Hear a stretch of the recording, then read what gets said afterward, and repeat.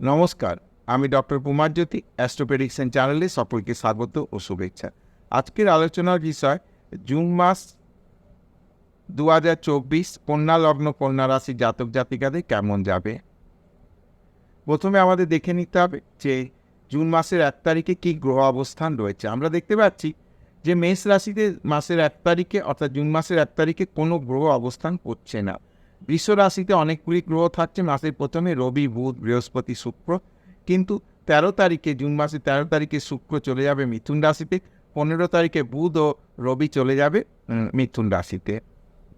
এবার কর্কট সিংহ রাশিতে কোনো গ্রহ নেই, কেতু থাকছে সারা মাস কন্যা রাশিতে, তুলা রাশিতে, বৃশ্চিক রাশিতে, ধনু রাশিতে এবং মকর রাশিতে কোনো গ্রহ থাকছে না।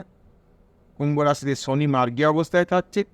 মঙ্গল, চন্দ্র ও রাহু মাসের 1 তারিখে মীন রাশিতে থাকছে, কিন্তু মঙ্গল 2 তারিখে চলে যাবে মেষ রাশিতে এবং চাঁদ 2 দিন অন্তর তার রাশি পরিভ্রমণ করবে।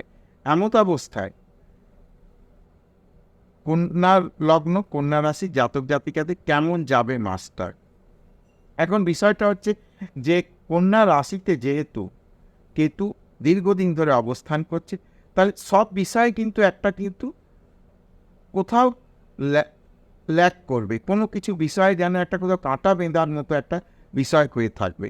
তবে লগ্নপতি বুধ কিন্তু এখন রাশি বা লগ্নের নবমে অবস্থান করছে এবং পরবর্তীকালে দশমে অবস্থান করবে। প্রথম 15 দিন থাকবে, মাসের প্রথম 15 দিন বৃষ রাশিতে অবস্থান করবে, তারপরে মিথুন রাশিতে অবস্থান করবে। তাহলে মিথুন তার কর্মস্থান, কাজে মোটামুটিভাবে অর্থনৈতিক বিষয়, কর্ম বিষয়, শারীরিক বিষয়, যেহেতু রাশিপতি বা লগ্নপতিও এই মাসটা কন্যা লগ্ন কন্যা রাশি জাতক জাতিকাদের ভালো যাবে।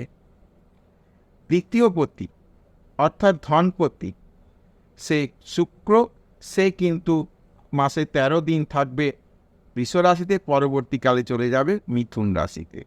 এদিক থেকে বলা যায় ধন বৃদ্ধি বা সেভিংস বৃদ্ধির কিন্তু জায়গা কন্যা লগ্ন কন্যা রাশি জাতক জাতিকাদের এই মাসে দেখা যায়।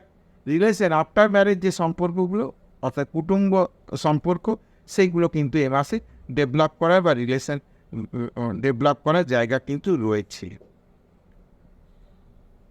তৃতীয় পতি অর্থাৎ পরাক্রমের জায়গা মঙ্গল, সেও কিন্তু নিজের ঘরে, যদিও এটা কন্যা রাশি বা কন্যা লগ্নের অষ্টম স্থান, কিন্তু যেহেতু থার্ড লর্ড অষ্টম স্থানে সক্ষেত্রস্থ হয়ে থাকছে, পাওয়ারে থাকছে, কাজেই কমিউনিকেশনের জায়গা, কনফিডেন্সের জায়গা, এগুলো কিন্তু একটা ভালো থাকবে। চতুর্থ পতি বৃহস্পতি, সে নবমে অবস্থান করছে, বিদ্যা বিষয়ে কিন্তু বর্তমানে শুভ, নতুন কোনো কোর্সে চান্স পাওয়া, কোনো পরীক্ষার রেজাল্ট আউট হওয়া, কোনো পরীক্ষা সেমিস্টার পরীক্ষাগুলো হয়তো এই সময় থাকবে, সেই সব পরীক্ষা কিন্তু এখন ভালো হবে। পড়াশোনার দিক থেকে বিষয়টা যথেষ্ট পজিটিভ জায়গা দেখা যাচ্ছে। মায়ের শরীর স্বাস্থ্য বিষয়েও কিন্তু এখন কোনো খুব একটা সমস্যার জায়গা নেই, এমনি ঠিক চলবে মাস্টার। উচ্চশিক্ষার ক্ষেত্রে বিশেষত ম্যানেজমেন্ট, টেকনিক্যাল, আদার্স প্রফেশনাল যে কোর্সগুলো রয়েছে, এই সব দিক থেকে মোটের উপর এখন সময়টা ভালো যাবে, খুব একটা সমস্যা নয়। রিলেশনের জায়গাতেও কিন্তু এমনি ঠিক আছে, কিন্তু সাবধানতা অবলম্বন করতে হবে। কথাবার্তা বলার সময় একটু সংযতভাবে বলতে হবে, স্লিপ অফ দ্য টাং হওয়া চলবে না। উচ্চশিক্ষার ক্ষেত্রে সময়টি ভালো, সন্তান সন্ততি বিষয়েও কিন্তু বর্তমান সময়টি যথেষ্ট ভালো যাবে।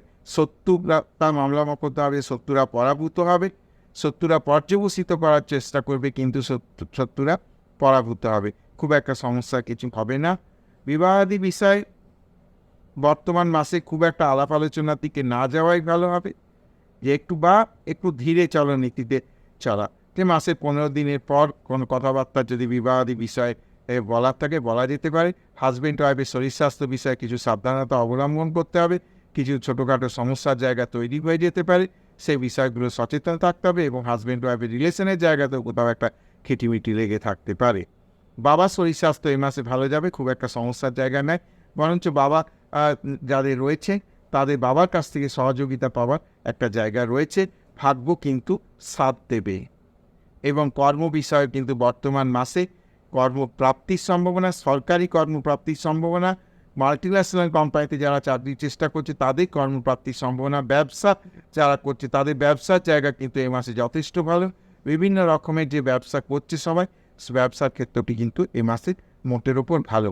আয় উন্নতির জায়গা রয়েছে, আয় বৃদ্ধির জায়গা রয়েছে এই মাসে। অতীতের কোনো পয়সা কোথাও আটকে রয়েছে সেটা এই মাসে পাওয়ার সম্ভাবনা রয়েছে। বিদেশ যাত্রা যারা চেষ্টা করছে তাদের ক্ষেত্রে মোটামুটি ভালো, বিশেষত যারা কর্মের উদ্দেশ্যে বিদেশ যাত্রার চেষ্টা করছে, ব্যবসা বাণিজ্যের ক্ষেত্রে বিদেশ যাওয়ার জন্য চেষ্টা করছে, তাদের জন্য বর্তমান সময়টি ভালো। তো মোটামুটি কন্যা লগ্ন, কন্যা রাশি জাতক জাতিকাদের জুন মাসের রাশিফল আলোচনা করলাম। আশা করছি ভিডিওটা ভালো লাগবে। ভিডিওটি অবশ্যই লাইক করো, শেয়ার করো, সাবস্ক্রাইব করো এবং আমার সঙ্গে জুড়ে থাকো।